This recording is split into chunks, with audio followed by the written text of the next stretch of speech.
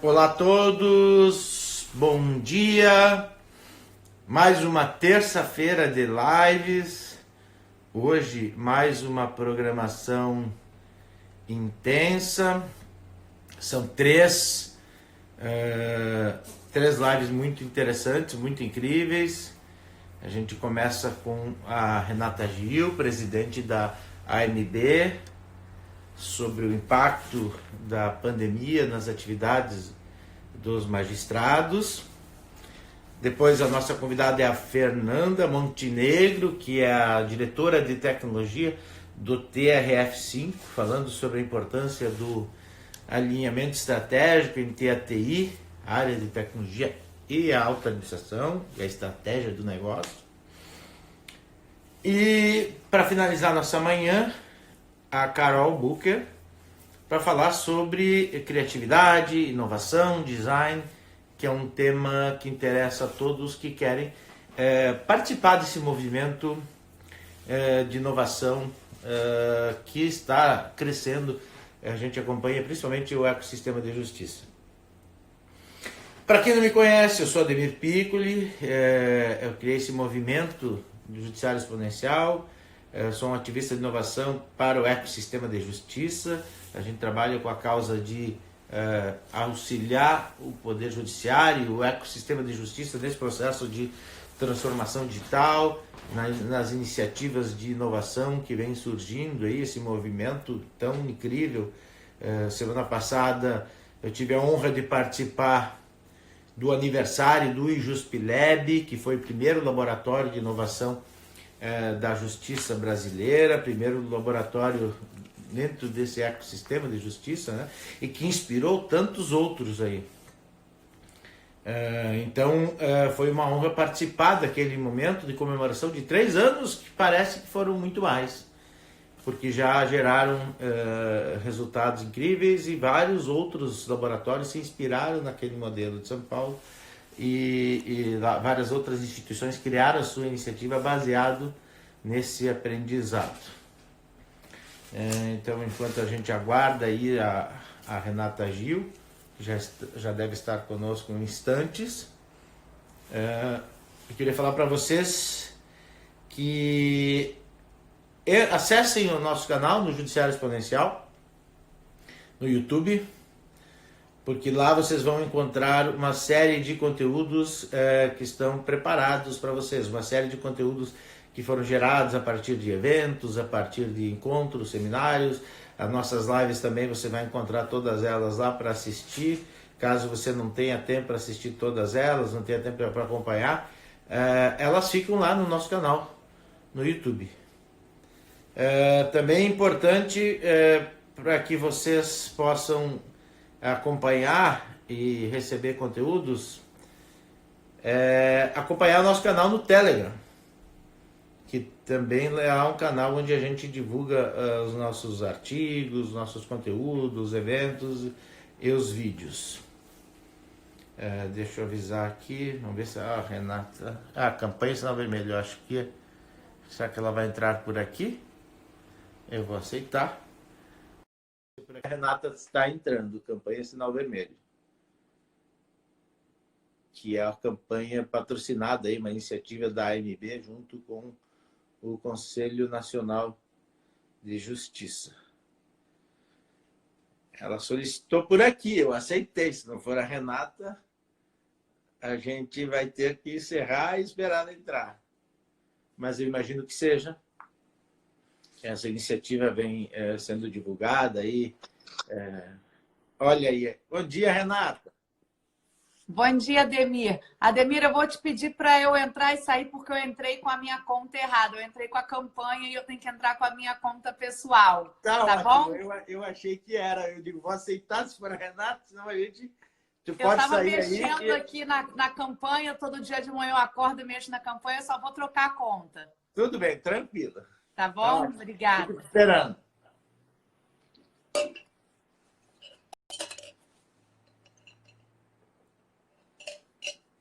A Renata já passou por aqui, já deu oi para vocês, está voltando em alguns instantes.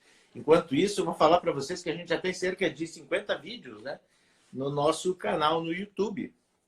E tem outros mais. Toda semana tem novidades. Toda semana a gente vem trazendo mais conteúdos, mais material para vocês consumirem aí. Eu sei que já tem gente maratonando em nosso canal no YouTube, acessando os conteúdos que a gente disponibiliza.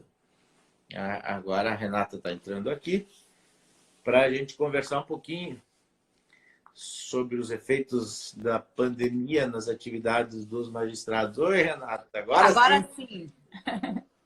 Muito bom bom. Dia. Muito bom Tudo dia. Muito obrigado por aceitar o convite. Obrigado por participar aí desse momento que chamamos de bate-papo.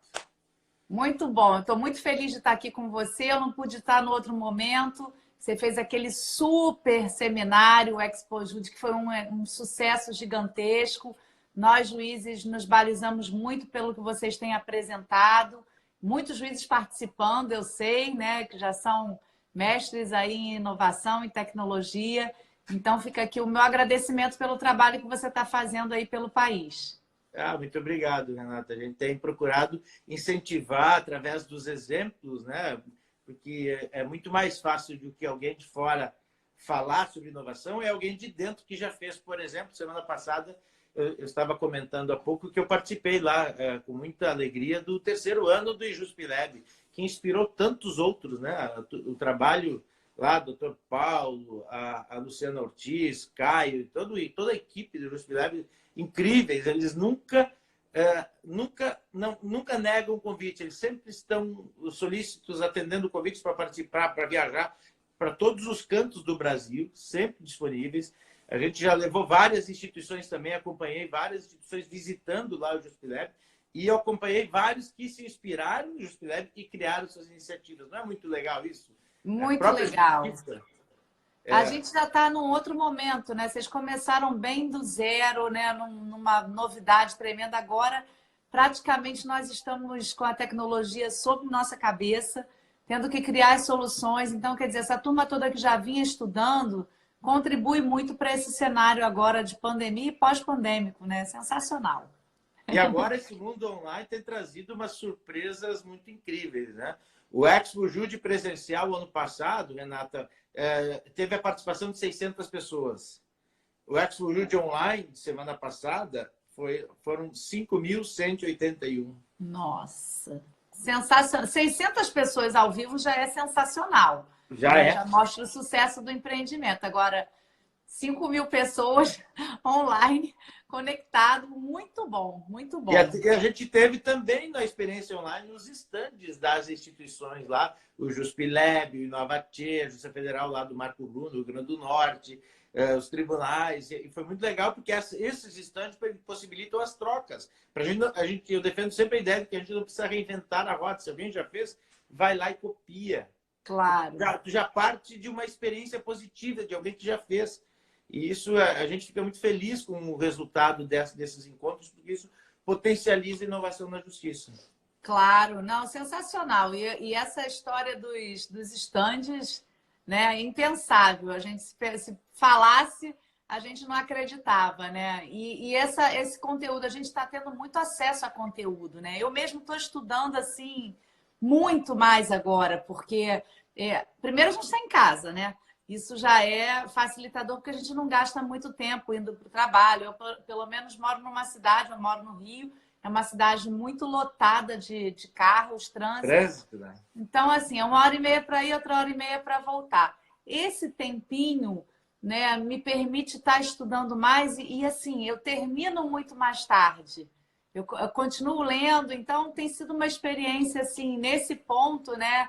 Tirando a questão do isolamento, que é dolorida, né, para nós, ainda mais eu que vivo no avião, vivo na rua, é dolorido, né, e a gente tem que se cuidar mesmo, porque a doença, a gente já sabe que é uma doença aí perene, que não vai passar, então a gente vai ter que estar sempre se cuidando e ficando mais em casa um pouco, aquela vida agitada de restaurante, de cinema, de bar, isso a gente não vai ter nem tão cedo, mas eu acho que esse tempo que a gente ganhou é um tempo precioso e que para mim tem sido assim uma grande construção, estudando muitos temas.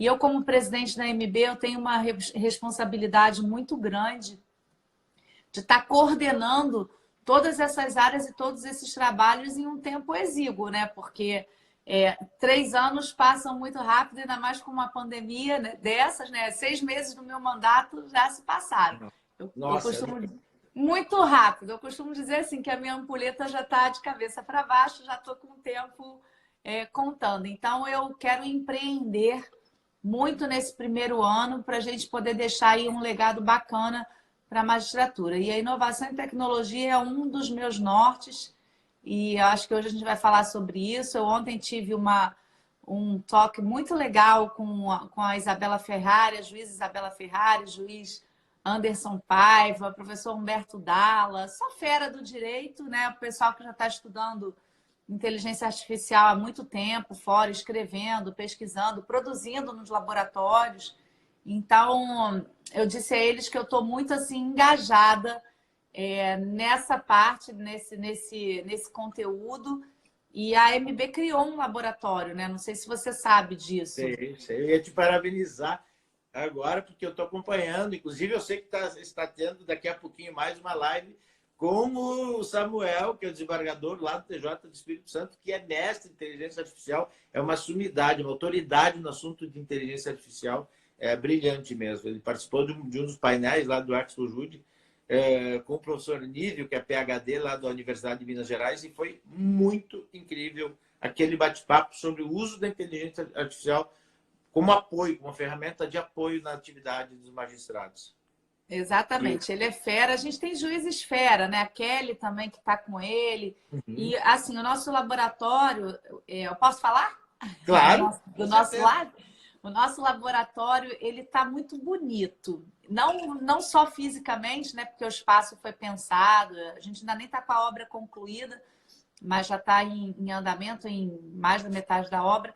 Mas, assim, ele está muito bonito pela constituição dele. A gente procurou colocar no nosso lab o conselho, né?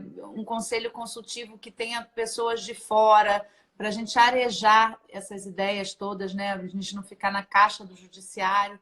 Então, a gente está com empresas aí, como a Multiplan, né? O CEO da Multiplan está com a gente. A gente tem várias assim, personalidades importantes, professores, acadêmicos, para a gente fazer realmente um trabalho bastante eficiente. E eu penso assim, embora o CNJ já tenha criado, né, o laboratório deles, e o CNJ é o órgão de política administrativa do Poder Judiciário, é o nosso norte, a gente sabe que as máquinas são muito pesadas, né, as máquinas públicas são pesadas, que os conselheiros lá têm mandato. Então, às vezes, uma atenção que um conselheiro dá, e a conselheira Tereza Willi, ela é especialista nesse tema, eu sou fã de carteirinha dela, ela participa do nosso lab e a AMB participa do lab dela, do lab do conselho, né? Para vocês entenderem como essa simbiose ela é perfeita. Mas a gente tem a preocupação dessa alternância no conselho e da interrupção de um trabalho que venha sendo realizado dentro de um contexto. Então, por isso, a AMB criou para e passo, né, com o conselho, o seu laboratório, e nós somos leves, porque nós somos entidade privada. Então, é mais fácil a gente conduzir as políticas, o poder decisório é mais rápido, né, não precisa passar pelo plenário, lá muita coisa precisa passar pelo plenário do conselho. Então, assim, eu fico muito feliz que o presidente Jaime tenha deixado essa ideia para ser estruturada e eu imediatamente, eu comecei a minha gestão lá, estruturando 2 novos setores, né, da AMB, que é o AMB Lab, e também a gente tem hoje o Centro de Pesquisas, que eu não sei se você sabe, conduzido pelo ministro Salomão, é o nosso diretor do Centro de Pesquisas, e o ministro Salomão também, que é um vanguardista, né? A gente pensa em fazer um intercâmbio dessas informações e até das propostas todas entre lab e escola, que a AMB tem a escola mais antiga, né, de magistratura, entre lab, escola e centro de pesquisas. Então, essa nossa realidade da associação é algo muito alvissareiro, muito promissor, eu estou muito feliz. E o grupo de juízes que está trabalhando com a gente é absolutamente maravilhoso. Eu conheço vários deles, tenho acompanhado o trabalho, fico feliz em ver isso acontecendo. A gente procura ajudar aí com as experiências. Agora a gente está desenvolvendo a experiência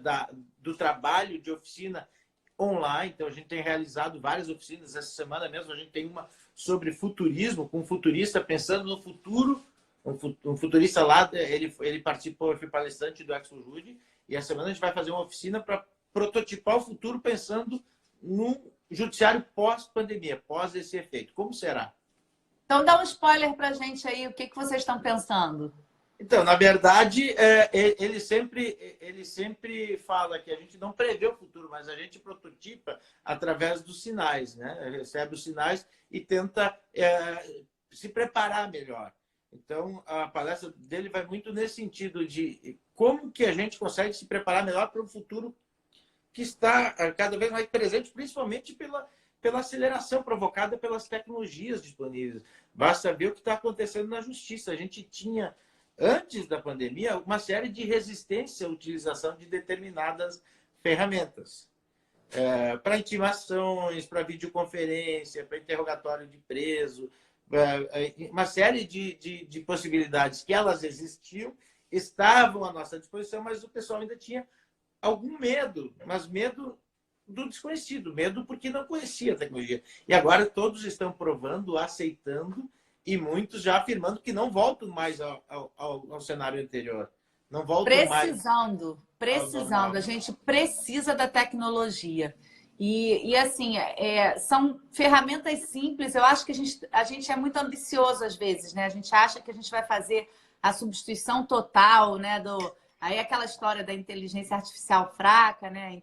E a substituição total ou não. Eu não acredito na substituição do poder decisório do magistrado. E digo assim que o mundo pós-pandêmico vai revelar algumas dificuldades que a gente não pensava. Então, por exemplo, ontem o professor Humberto Dalla falava uma situação interessante. Como é uma audiência com todos de máscara, né, em que o juiz não pode decifrar as expressões, e a gente decifra muito comportamento, gesto, a gente é muito treinado para isso. Como fica? Então, assim, isso indica, essa preocupação dele com outros juristas, isso indica que nós nunca substituiremos de verdade o homem pela máquina. Porque essa impressão pessoal ela é necessária para os julgamentos justos, né, para os julgamentos humanos. A justiça tem uma carga de humanidade gigantesca. E isso não é porque a gente quer, não. Isso está na Constituição. Né? Lá os princípios fundamentais, uma sociedade justa, solidária, a inafastabilidade das questões, a apreciação judicial. Então, assim, são vários princípios e valores, né, construídos na nossa Constituição cidadã, na nossa Constituição maravilhosa. Eu sou uma fã da nossa Constituição. Eu fico pensando como o legislador constituinte conseguiu juntar, né, tantos princípios, tantos valores e tantas regras programáticas importantes para uma nação em desenvolvimento, né, como é o Brasil. Uma carta dessas não é necessária para um país antigo, né, que tem a sua história já consolidada de democracia e de valores republicanos. Mas para nós, né, que somos uma sociedade em construção, que somos uma sociedade construindo sua educação, que ainda não tem a educação básica totalmente fomentada, e aí eu entro na fala do ministro Barroso ontem também no Roda Viva, que eu achei sensacional. Então, ela é uma carta de princípios muito importante, né, para nós, para essa nação, como ela está conformada. Mas eu não me afastei do tema, não. O que eu quero dizer é o seguinte, que a tecnologia ela jamais vai ser substitutiva do olhar humano, da necessidade de um juiz, de um julgador, para aqueles casos que são apresentados à justiça. Eu enxergo a tecnologia como uma grande ferramenta e mais, como uma ferramenta absolutamente necessária, né? A pandemia nos mostrou que ela já era necessária pelo grande volume de ações judiciais que nós temos no país, 78 milhões de ações tramitando nesse país, e a AMB fez um levantamento, Ademir, que é inédito, que nem o Conselho tem ainda. Nós temos tramitando no país 22 milhões de ações em meio físico. Então, ainda é muita coisa para a gente avançar. Então, eu penso assim que para que nós tenhamos uma efetividade maior do sistema de justiça, isso é uma imposição da sociedade, isso está na cabeça dos juízes. Nós fizemos uma pesquisa ano passado, eu fui subcoordenadora com o ministro Salomão e subcoordenadora com o ministro Belize, uma pesquisa interna e uma pesquisa externa. A interna, quem somos a magistratura que queremos, e a externa que nós fizemos com a Fundação Getúlio Vargas. Em ambas, ficou detectado que os juízes se preocupam e o público usuário e não usuário do sistema de justiça se preocupam com efetividade, com resposta dos processos judiciais. Então, esse é um desafio que a MB tem que estar trabalhando junto com o Conselho Nacional, junto com os juízes brasileiros, né, apresentando soluções. Nesse sentido, eu acho que a tecnologia ela é fundamental, o mundo digital é essencial. E aí, seja com automação, seja com a inteligência artificial, né? Agora, eu só acho que esses modelos, né, de inteligência artificial, de automação, precisam de um acompanhamento mais de perto da base. Da base, eu digo assim, dos juízes que propulsionam o funcionamento da justiça. Porque nós somos os verdadeiros usuários dessas ferramentas e muitas vezes nós não somos ouvidos. A cúpula, né, das instituições, das entidades, projeta um futuro, projeta um desejo, projeta uma necessidade que às vezes não está plenamente sincronizada com a realidade. Então, nesse trabalho de intermediação, de juntar essas pontas, é que a MB vai entrar. Falei demais. Nossa, é incrível. Muito legal. Tem tanto assunto, né? Você falou, por exemplo, de uma audiência com o pessoal usando a máscara protetora. E aí, a tecnologia, o que é melhor? É fazer uma audiência com as pessoas presenciais, mas usando a máscara, ou fazer uma videoconferência que a gente está a centímetros aqui e hoje a tecnologia te possibilita perceber os sinais? Olha, não sei se tem algum prejuízo em comparação a pessoa estar presencialmente dentro de uma audiência. O que é mais adequado hoje? Fazer uma vídeo onde a pessoa está com o rosto descoberto e tu consegue perceber alguns sinais, porque a tecnologia ela avançou demais. E falando nisso, não dá para deixar de destacar esse convênio rápido que o CNJ fez com a Cisco, disponibilizando a ferramenta. Eu estava vendo hoje pela manhã, Renata, 127.335 videoconferências já realizadas a partir desse convênio que rapidamente o CNJ disponibilizou para os tribunais que não tinham ainda toda a infraestrutura necessária. É um número bastante representativo, né? Não, e Ademir, melhor que isso tudo não são os números, né? É a facilidade. Por quê? As TIs dos tribunais não estavam preparadas, nem todas, para esse volume de videoconferências.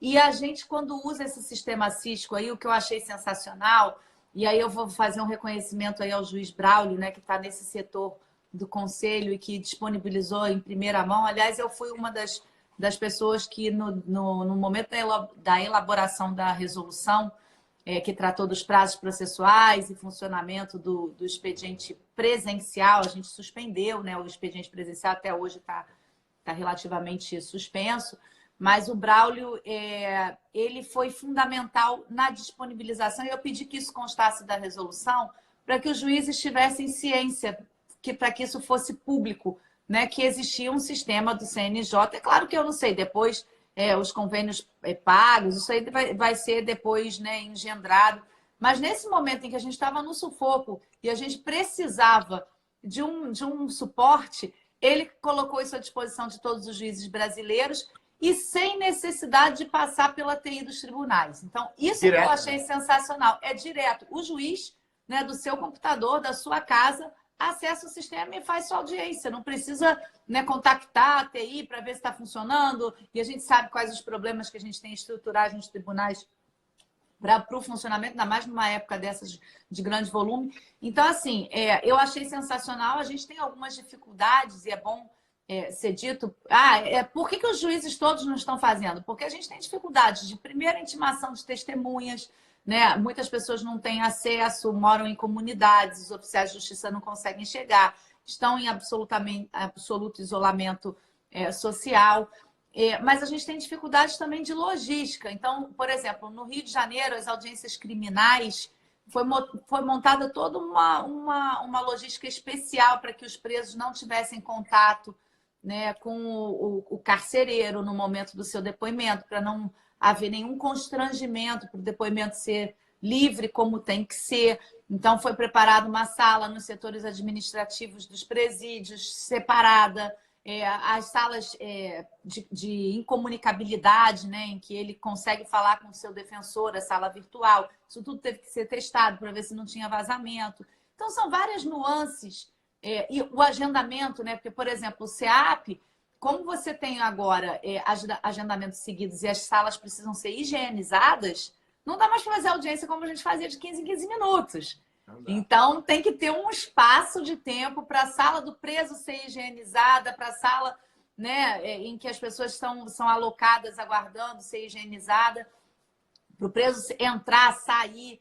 Então, tudo isso não foi pensado e foi decidido muito rapidamente pela Justiça. Então, eu acho assim, sensacional o largo passo, né, que nós demos rumo ao futuro do que vai ser a Justiça, que vai ser nesse modelo, eu não tenho a menor dúvida. A gente tem grande problema de deslocamento de preso, né, por questões, primeiro, de você deslocar o aparato de segurança para essa finalidade. A gente precisa de polícia na rua. Né? Custo para o Estado. Né? E depois perigo, porque a gente sabe, eu posso te contar aqui um sem número de fugas de presos indo para a audiência no tribunal. A minha vara criminal, eu sou titular da 40ª Vara Criminal da capital, aqui no Rio de Janeiro, no prédio do Tribunal de Justiça. A minha vara é uma vara transformada da Ilha do Governador. A Ilha do Governador é uma localidade de frente para a Baía de Guanabara, em que há um grande número de tráfico de armas, existe uma comunidade lá antiga, com antigos traficantes, e uma certa ocasião, um preso perigoso foi fazer audiência, houve a tentativa de resgate desse preso, houve uma morte no fórum, e por isso essa vara foi transformada numa vara da capital. Então, isso assim, é a realidade nossa, né? Esse perigo de resgate de preso, não sei se vocês se recordam, no fórum de Bangu, né? A gente teve um super resgate de presos, né? Os juízes debaixo das mesas, juízes, policiais, todo mundo debaixo das mesas. Então, assim, isso tudo é muito evitado com uma audiência virtual, e a gente vai cada vez mais aperfeiçoar, né? Imagens melhores, né? Som melhor, detecção dos gestos e trejeitos melhor, possibilidade de incomunicabilidade maior. Então, eu acho que essa evolução é o futuro sem volta, porque depois da pandemia todo mundo experimentou. E os níveis de produtividade, né, Ademir? A gente aumentou muito em alguns... Claro, se você pegar a produtividade de um estado que tem 92% de processos físicos, ela caiu, porque os fóruns estão fechados, os juízes não conseguem manusear com tanta facilidade, só naquele plantão extraordinário, com máscara, luva, né? Mas nos tribunais em que os processos são eletrônicos, então eu dou o exemplo, por exemplo, Tribunal de Justiça de Alagoas, produtividade, acho que quase 150%, salvo engano, né? Porque o tribunal é praticamente, os processos são praticamente eletrônicos, então isso funcionou muito bem em alguns estados. E esses estados que já tinham esses processos eletrônicos, eles conseguem, inclusive, ajudar no desenvolvimento de novas plataformas, né, de novas funcionalidades de inteligência artificial, como foi o caso de Rondônia, que desenvolveu o Sinapses, né, para o Conselho Nacional. O Conselho Nacional está adotando, né, o Sinapses, uma inteligência artificial importante, potente, de um tribunal que já tinha essa tecnologia bastante desenvolvida. Então, eu estou aí acompanhando tudo, lendo tudo, entendendo tudo, para a gente entregar para os juízes, para a MB ser um vetor, aí, um canal de entrega para os juízes de melhores condições de trabalho. Realmente, se a gente tivesse combinado, a gente não combinou, e no meu roteiro aqui está falar sobre a produtividade, falar sobre o Sinapse, está muito antenada. Está muito rápida. Eu sou rápida. Deixa eu fazer uma conexão aqui. Primeiro, o desembargador Walter, que foi presidente do Tribunal de Rondônia na gestão passada, foi patrocinador do projeto Sinapse, está nos acompanhando aqui. Eu acompanhei de perto esse trabalho lá do Sinapse, que foi incrível lá, o pioneirismo do TJ de Rondônia, e depois a visão do CNJ, de novo, você falou do Braulio, né? A visão deles, da equipe do CNJ, de transformar rapidamente isso num projeto nacional, numa plataforma Sinapse de inteligência artificial para os tribunais. Isso vai gerar muito resultado para o futuro. Lá adiante a gente vai lembrar dessas iniciativas que estão acontecendo agora.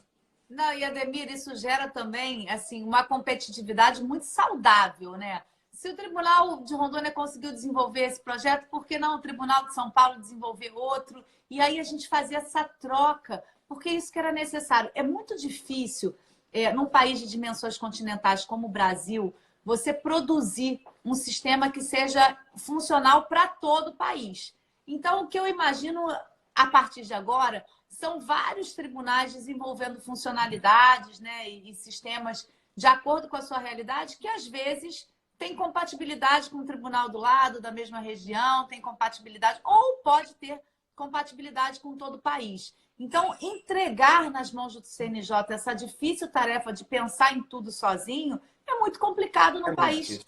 como o Brasil. Então, eu acho que essa ajuda e essa aceitação do conselho, né? Essa humildade do conselho em estar dialogando com as TIs dos tribunais, isso é sensacional. Eu também deixo aqui assim, um outro reconhecimento muito potente, forte, verdadeiro com relação à gestão do ministro Dias Toffoli para todo o sistema de justiça. Se você olhar o Supremo Tribunal Federal hoje, né, sob a batuta dele aí, não parou nem um minuto e mais. O Supremo está numa velocidade de julgamento. Eu mesma que tenho, eu sou a maior demandante, eu, a AMB, a maior demandante em justiça no Supremo, né? Então, eu mesmo fico perdida porque tem pauta virtual, tem pauta presencial, ministros despachando online. Ontem eu tive uma audiência com o ministro Fachin sensacional, já tive com a ministra Carmen, já tive com o ministro Gilmar nesse período de pandemia, eles atendendo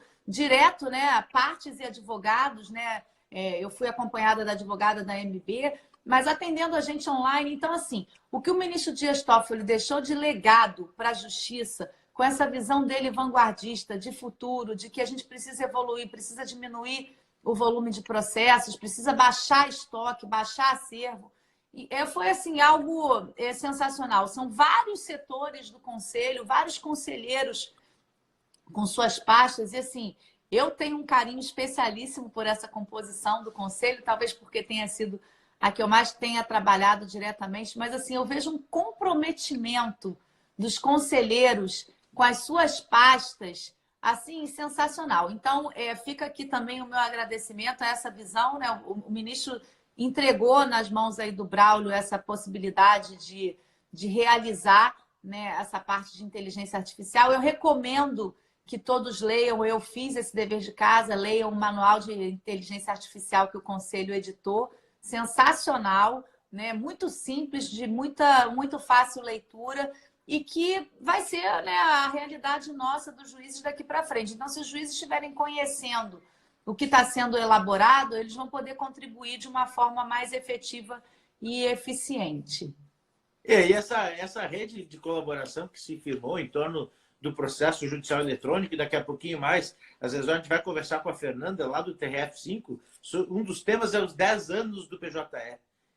E a gente tem uma evolução incrível, essa mobilização em torno de um sistema que vem mostrando, né? Vem conquistando seu espaço, etc.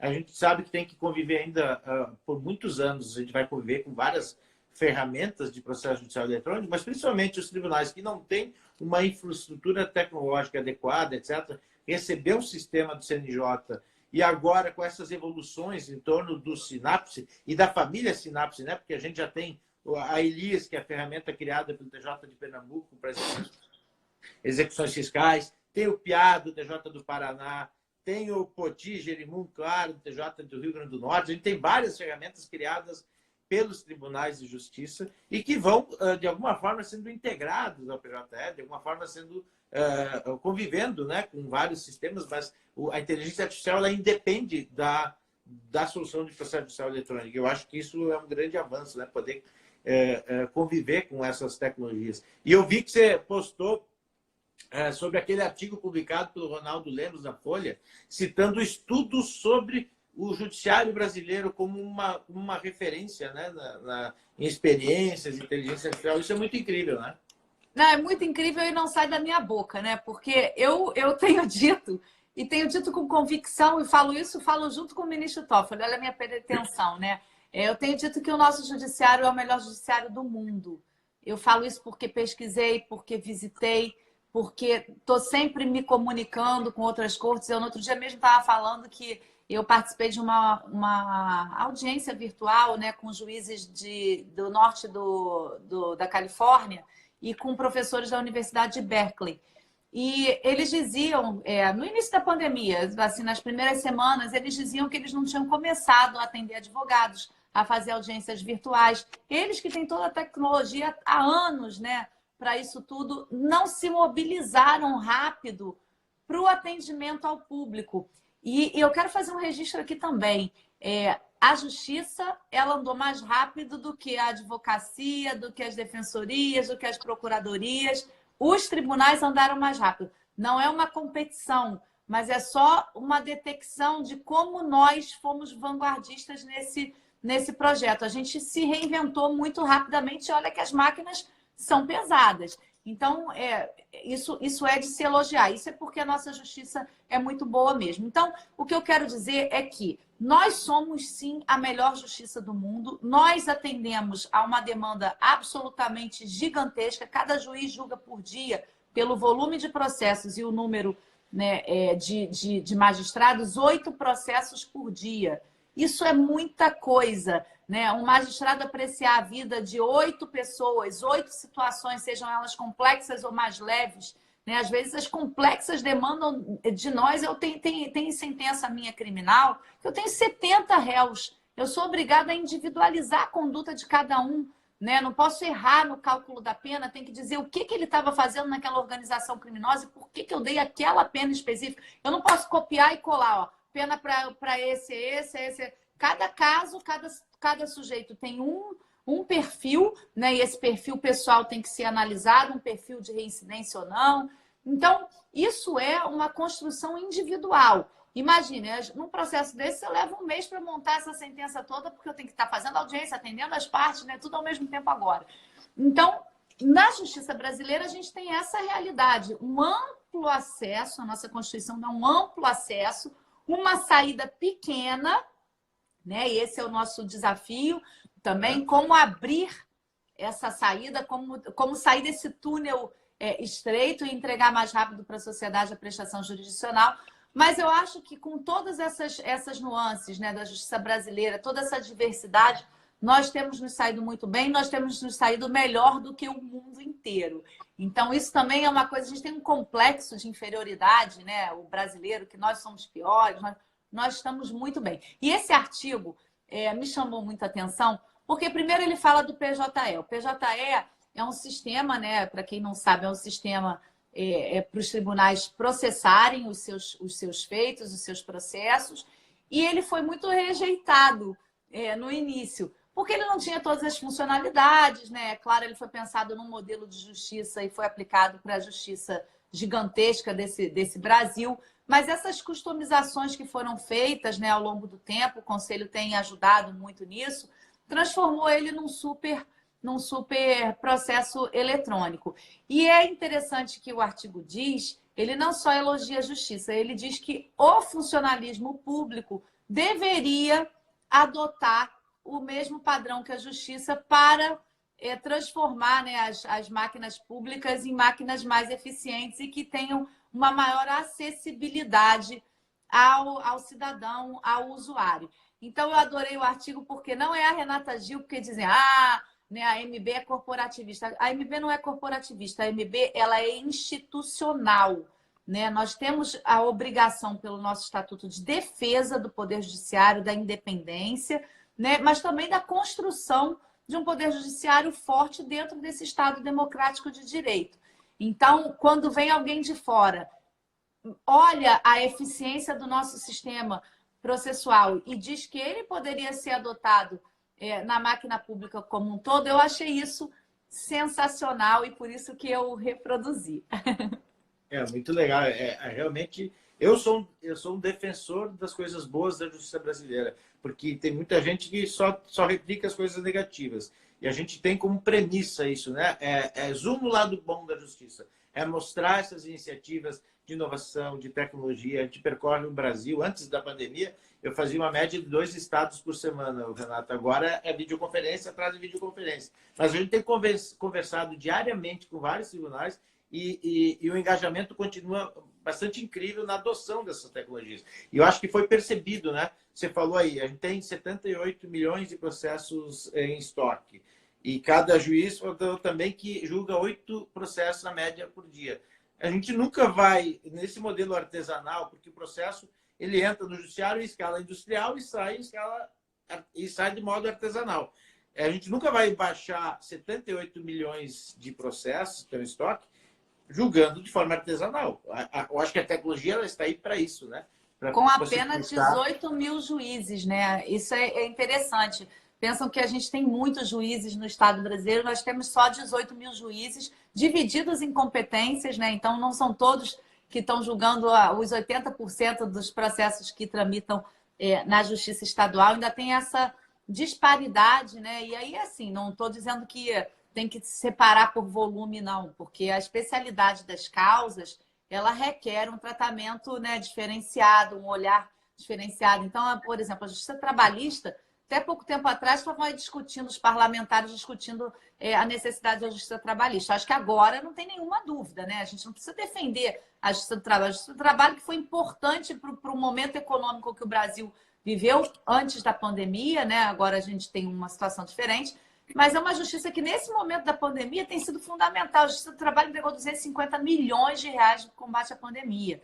Né? Ela tratou da necessidade das EPIs, dos equipamentos de proteção individual, ela que determinava. Então, assim, é absolutamente, né, inimaginável que a gente pense que um ramo da justiça desses, tão importante, tão fundamental para o Estado brasileiro, possa ser colocado em xeque porque não atende a interesses de A, de B ou de C. Então, eu penso que a gente tem que se preocupar em criar as ferramentas, porque é desigual o número de processos e o número de operadores. E aí não são só os juízes, são os serventuários da justiça, né, que são poucos também para esse volume imenso. A gente tem várias etapas nos processos e elas precisam ser trabalhadas por esses serventuários. Mas a gente tem produzido assim, números gigantescos. Nesse momento da pandemia, Ademir, foram mais de 200 milhões de atos processuais praticados. 200 milhões. É muita coisa, né? Nesse período curto, desde o 11 de março, da declaração aí de pandemia e do funcionamento do judiciário. Os desafios são gigantescos, é isso que você falou, é importantíssimo, né? Esse trabalho artesanal já não sustenta mais. Então, assim, eu tenho visto projetos incríveis, aí o conselheiro Henrique Ávila, por exemplo, está trabalhando naquela parte de solução consensual dos conflitos, né? Ele está com essa pasta aí, tecnologia, ele está desenvolvendo aí plataformas pré-processuais importantes. A gente tem que abrir a cabeça para esse momento, né? Os juízes adotarem mais essas soluções não consensuais para que a gente tenha realmente um alívio e que a gente se dedique com o artesanal para aquelas questões que precisam mesmo desse olhar mais apurado, mais detalhado. E uma outra coisa que eu acho que as pessoas não sabem, eu estou vendo aqui o pessoal comentando, eu não sabia que a justiça era assim, a gente tem, é bom explicar tudo isso.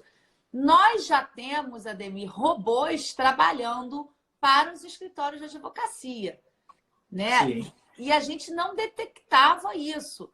E às vezes, assim, os robôs não trabalham de forma correta.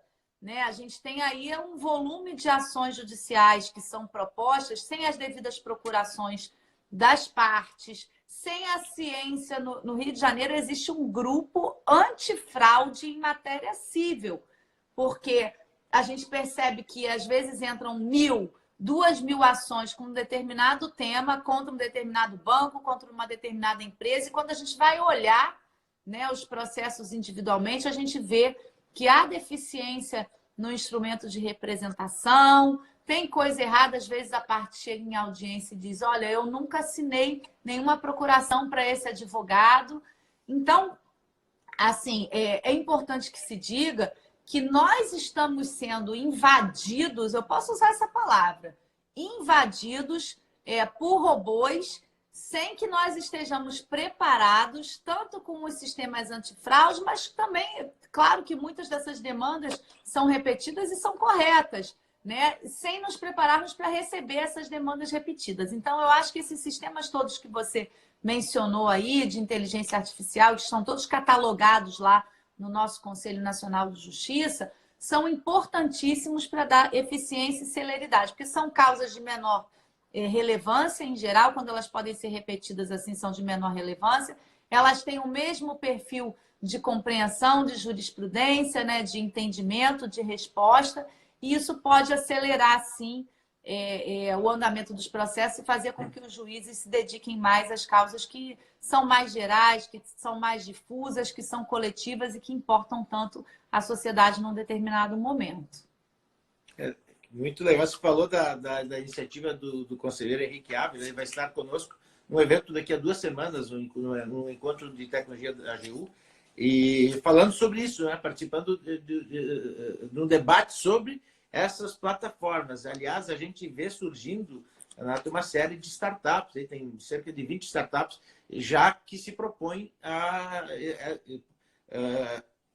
disponibilizar mecanismos de mediação, de conciliação online para pequenos delitos, para pequenas causas, né? Eu acho que isso pode ser uma forma de reduzir a entrada de processos, né, na justiça. Usar esses mecanismos. Eu acho que isso não é uma concorrência ao judiciário, e sim uma forma de amenizar a entrada de um grande volume de processos que acabam competindo com processos que são realmente relevantes e que precisam de uma dedicação maior do magistrado. E hoje ele está competindo com o tempo, né? Exatamente. E a gente tem situações assim, por exemplo, nas varas empresariais, né? Essas recuperações judiciais, as próprias falências, com tantos credores, deve haver mecanismo eficiente para a gente fazer, porque, imagina, uma Varig, né? A Varig, ela roubou um pedaço da saúde do meu amigo, o juiz que cuidou do caso dela. Porque analisar cada habilitação de crédito. Então, assim, tem coisas que são repetidas em processos que são muito relevantes, um resultado de um processo como esses, né? A OI, a recuperação judicial da OI, e tantas outras aí que me vem à cabeça agora são essas. Existem mecanismos repetidos nesses processos que podem ajudar muito, né, o trabalho do magistrado e dos serventuários sem roubar a saúde e a vida da gente. Porque muitas pessoas não sabem, às vezes a gente pega alguns processos que limitam a nossa circulação, seja porque há ameaça de morte, né, ou há perigo concreto. Eu mesmo já fui né, vítima de ameaça, de atentado, em razão de um processo que eu julgava. Isso limitou por 6 meses a minha vida, a minha circulação, a minha forma de viver. Mas há outros casos que limitam pelo volume de trabalho mesmo. Você não consegue se dedicar a outra coisa, a um sem número de recursos que entram e você tem que responder. Alguns atingem a pessoa do juiz, né? Porque a gente tem essa confusão aqui no Brasil em atacar a pessoa e não atacar o ato jurisdicional, né? Isso é uma coisa que a advocacia, né, as partes precisam saber separar. Tem melhorado muito, mas a gente precisa saber separar, né? Eu, como presidente da associação, já fiz um sem número de desagravos e tive que ajudar, né, magistrados a entrarem com ações contra determinadas partes que abusam do seu direito de falar nos autos, né? Então, assim, esse grande volume de trabalho que às vezes acontece em um determinado processo pode ser facilitado e suprimido por esses mecanismos. Então, isso é uma outra coisa para a gente pensar, né? Em cases, né, que são cases importantes. A área empresarial é uma dessas, a área de execução fiscal é outra que você, né, estava falando. Eu fui juíza da execução fiscal, né? Eu fui juíza de juízo único. E eu acho que todo juiz devia ser juiz de juízo único um pouco na vida, porque a gente aprende, assim, de verdade o que é a justiça, né? Todas as suas nuances, todas as suas perspectivas. E quando eu era juíza de juízo único, a execução fiscal era um calo no meu sapato. Eu queria baixar a cerva e não conseguia. Porque o que acontece? Os municípios, num determinado momento, eles jogam aquelas execuções fiscais dentro, eles jogam no judiciário, porque eles têm prazo, senão eles respondem por improbidade, né? Se eles não procuram os tributos que têm que ser pagos, se não procuram as dívidas fiscais que têm que ser pagas, eles respondem. Jogam no judiciário, a gente não tem mecanismo para receber essa demanda, agora jogam assim, com o endereço incompleto, as petições iniciais são absolutamente ineptas, E a gente não pode extinguir isso, né, pela inépcia, porque aí é um valor público, um valor da sociedade, então a gente é um valor financeiro, então a gente fica numa saia justa danada. Imagine que a gente tenha esses mecanismos todos e já estão sendo elaborados, né, e já em funcionamento, como você disse, cuidando do manuseio adequado desse volume gigantesco, que são milhões de ações de execução fiscal que tramitam no país e atravancam as varas. Então, imagine isso tudo, por exemplo, a gente aqui no Rio, a vara de execução municipal fez um Concilia Rio gigantesco e poderia ter sido muito mais eficiente se a gente tivesse o uso da inteligência artificial aí para detectar todos os processos. É claro que agora isso já deve estar sendo pensado, mas quando acontecia era muito manual, né? Era muito ainda incipiente, o que era eletrônico não era tão eficiente. Então, várias coisas assim que podem ajudar muito a diminuir esse volume, a trazer mais recursos para o Estado, né? A gente vai passar aí um momento de dificuldade financeira em todos os estados brasileiros, então a gente aportar esses recursos dessas dívidas seria muito importante e com certeza a tecnologia iria ajudar. Essa matéria de execuções fiscais, ela é uma matéria que pode ser assim, foco inicial de uso da inteligência artificial. A gente já tem vários casos, e um dos casos que eu lembro é uma experiência feita pelo TJ do Rio, sob a liderança do Fábio Porto, que é juiz auxiliar. Ele fez uma prova de conceito com uma solução de uma startup chamada Vitória, né, que é uma derivação do Vitor, lá do Supremo, uma base de 7.000 processos. Nunca me esqueço, a máquina errou 3 de 7.000. Muito pouco, então, né? Agora, a dificuldade, e aí é que a gente vem também trazendo para a pauta a questão da nova lei da inovação, é como contratar, porque eu sei que a experiência foi muito boa, mas até hoje tem essa dificuldade de... Porque, por exemplo, faz uma experiência dessa com uma startup. Como eu contrato depois? A experiência é incrível, mas me parece que até hoje não conseguiu evoluir o processo de contratação para entregar essa solução, porque nem todos os tribunais têm uma equipe, né, que nem Rondônia, que desenvolveu, Pernambuco também desenvolveu internamente. Aliás, eu lembro também do Rafael Leite, juiz, que lá na vara de execuções fiscais do Amazonas, quando ele assumiu, tinha 35.000 processos de execuções fiscais e ele desenvolveu a solução para automatizar isso tudo. Ele hoje está no TRF1. Então, a gente defende muito essa causa do empreendedorismo como atitude dentro da justiça, e a gente tem vários magistrados que dá para caracterizar como juiz empreendedor, que vem tomando a frente, assumindo risco e criando laboratórios, criando ferramentas, tomando a iniciativa para resolver essas questões, né? Isso vai aparecer cada vez mais, né, Ademir? Porque assim, o Conselho Nacional está incentivando a criação dos laboratórios nos tribunais. Nem todos criaram, alguns criaram e ainda não estão em funcionamento, ainda estão adequando o seu modelo. Então, os juízes serão convidados a trabalhar nesses laboratórios. Era um local que não existia. Então, a gente vai fomentar, sim, né, a criatividade durante um tempo diferente agora. Então, eu acho que foi muito importante esse passo. O CNJ não pensava no mundo pandemia, né, nem pós-pandemia, mas acabou vindo muito a calhar, porque já é uma realidade. Por exemplo, o Espírito Santo, né, que tem o desembargador excelente aí, com uma cabeça... pensa... E é legal isso também, porque assim, a gente pensa, o segundo grau não está muito ligado nisso. O segundo grau está ligado nisso, sim, porque no segundo grau começaram os projetos de processo eletrônico, né? Foram os primeiros a virtualizarem os processos. Então, já estão trabalhando com isso há muito tempo. Então, os desembargadores, inclusive, apresentam funcionalidades, né, para os sistemas todos. Então, eu acho que é um grande movimento conjunto que vai acontecer a partir daí, e agora impulsionados pela existência dos laboratórios. A ideia é que a gente consiga dialogar. Eu vou trazer um pouco de cada laboratório do Estado, um juiz, né, de cada laboratório de cada Estado que já esteja funcionando, para o Lab da MB, para a gente saber o que eles estão projetando, o que a gente pode ajudar, né, que a gente sabe que dentro dos tribunais existe realmente uma burocracia maior. Isso é óbvio, porque eles têm que fazer as contratações, aquilo que você falou, né? Tem que fazer licitação para contratar, isso demora. Quando aprova a licitação, aquilo já não é mais o mais contemporâneo, o mais adequado ao movimento que a gente quer realizar. Então, assim, por isso que eu tenho convicção que o Lab da MB ele vai ser muito, muito braço para tudo isso funcionar na justiça. Então, a minha expectativa aí é de muito boa expectativa, porque eu acho que a gente vai conseguir produzir muita coisa com esses juízes empreendedores. A gente tem muito juiz que assim já está raciocinando um monte de coisa diferente e não tem o espaço para criar. Então, agora tem o espaço.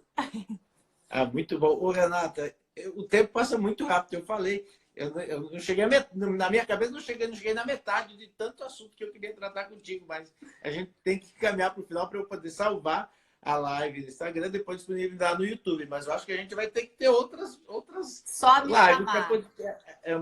Foi incrível esse bate-papo, eu adorei assim, a tua visão, a contribuição. Parabenizo mais uma vez pela tua liderança, o trabalho que vem fazendo.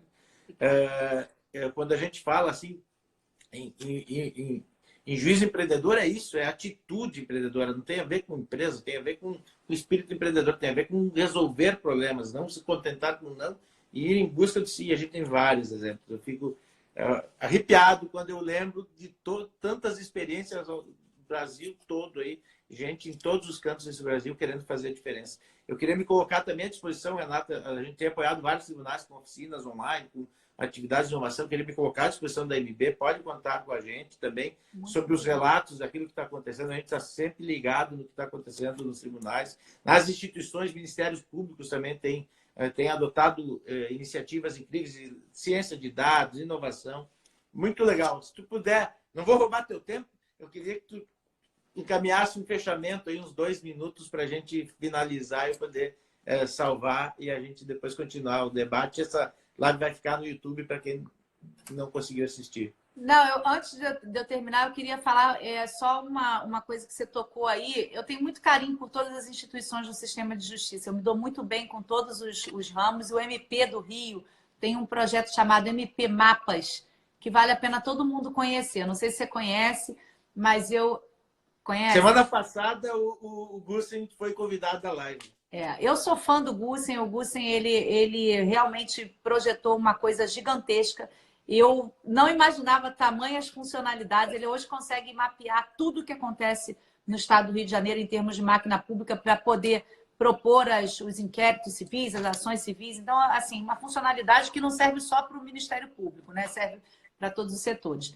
Então, dizer que não só o judiciário, né, mas todos os outros organismos do sistema de justiça estão trabalhando aí de forma eficiente para construir uma justiça do futuro. Eu queria agradecer a oportunidade, agradecer especialmente aos juízes brasileiros por terem produzido tantos números nesse período de pandemia, né, com todas as dificuldades do isolamento social. Eles vestiram a camisa, né, estão produzindo aí processos e ideias. Eu estimo que já são 350 milhões de atos processuais. Eu disse 200 milhões, 300 milhões em valor destinado ao combate ao Covid, formatura de jovens médicos antecipada. São decisões que priorizam o ser humano, decisões que salvam vidas. E ai de nós se a justiça brasileira não tivesse de pé e a postos nesse momento tão difícil. A gente está num momento difícil para a democracia brasileira. A MB tem se posicionado publicamente em defesa das instituições, é bom que se diga, né? Nós somos apartidários, nós somos políticos no sentido de defesa da institucionalidade. Então, vamos trabalhar por um momento mais calmo, por um momento mais tranquilo, e temos força e fé nos nossos juízes, que começam desde os nossos 11 ministros lá, até o juiz da cidadezinha mais distante lá do interior do Amazonas, que precisa levar 3 dias de barco para chegar na sua cidade para trabalhar. Nós queremos dizer para a sociedade brasileira, contem com o Poder Judiciário. Muito obrigada pela oportunidade. Quantas vezes me convidar, eu estarei aí para esclarecer, para contribuir e para aprender com vocês do Expo Jude. Obrigada, Demir. Muito obrigado, Renata. Foi uma honra, um prazer estar contigo. Foi incrível a live. Parabéns pelo trabalho, obrigado. Eu preciso ser rápido, daqui a pouquinho já tem mais 2 convidadas, umas 10 e outras 11 horas. Obrigado, Renata. Obrigada. Tchau.